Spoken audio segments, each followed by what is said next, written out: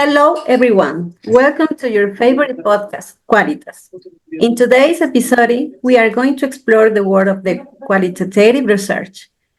We will talk about its characteristics and different approaches you can take if you decide to use it in your investigations.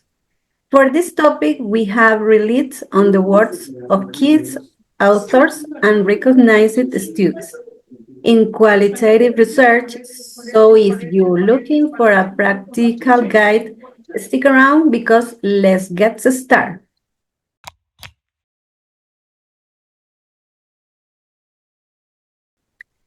To begin, could we briefly define what is qualitative research? Please, Edison, welcome and help us. Good evening, everybody. It would be a pleasure to me to answer your question. We could define qualitative research in a brief way uh, as a very important tool that allows us to understand people's behavior and thinking. According to Creswell and Pott, qualitative research is a method that seeks to understand complex phenomena by collecting non-numerical information, such as experiences, observations, and interpretations.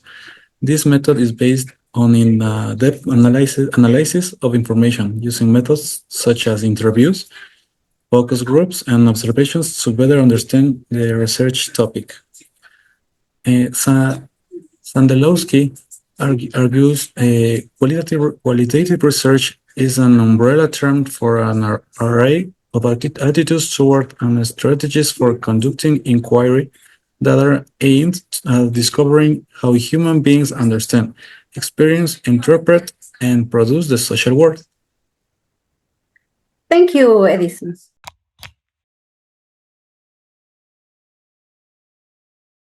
Now, let's talk about the characteristics that differentiate qualitative research. What would you say are the most important aspects, Lore? Welcome.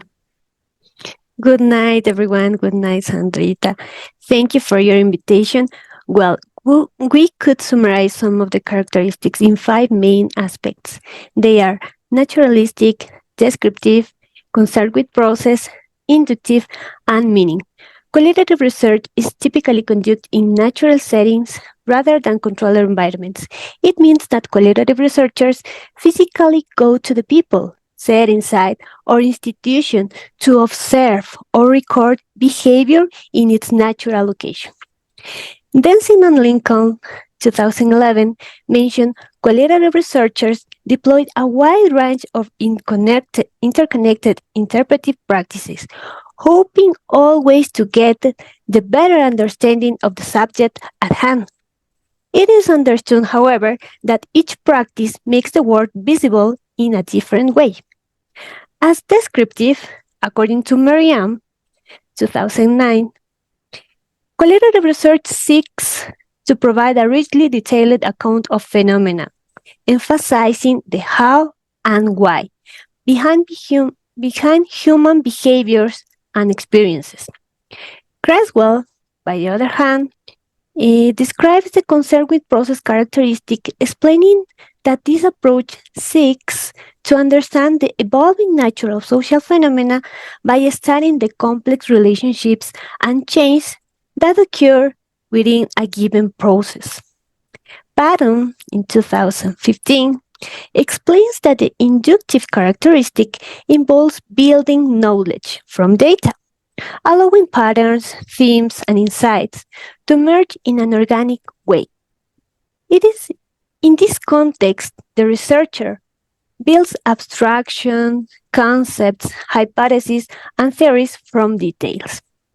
And finally, in meaning characteristic, Merriam, 2009, one of my favorite researchers, argued that this approach focuses on how people interpret their experiences, how they construct their worlds, and what meaning they attribute to their experiences. The aim is to capture participants' perspectives rather than imposing the researcher's ideas or interpretations. Thank you, Lorena.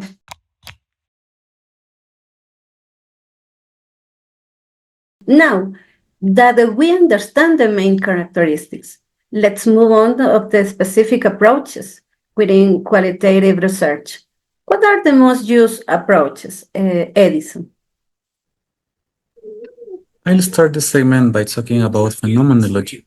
Phenomenology aims to explore the structures of consciousness as experience formed from the first person point of view. Smith et al. 2009.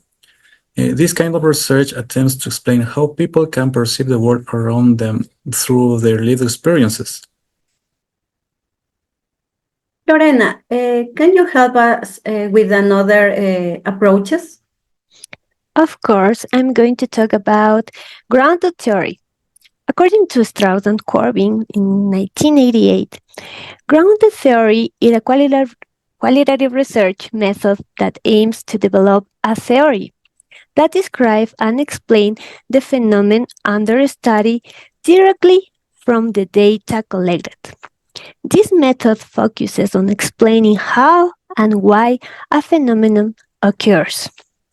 I also want to talk about case study. Jing, in 2018, argues that case study is a systematic investigation into a particular event, individual or in a small group, frequently including the accounts of the subject.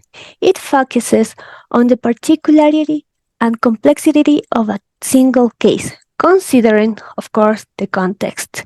The objective of this approach is to explore deeply the case in its real-life context, to understand its unique characteristics and the complexities that surround it.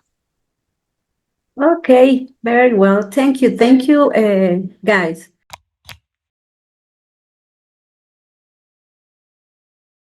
In conclusion, we have learned a lot today about qualitative researches and its approaches. From phenomenology to case studies, each offer us a different way of approaching human phenomena.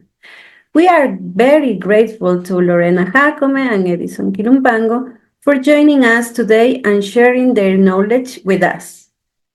And that's the end of our episode today. Thank you for listening to us at Qualitas. If you liked this episode, don't forget to subscribe and leave us a comment. See you in the next episode. See you, guys. Thank you. Thank you. Thank you, everybody.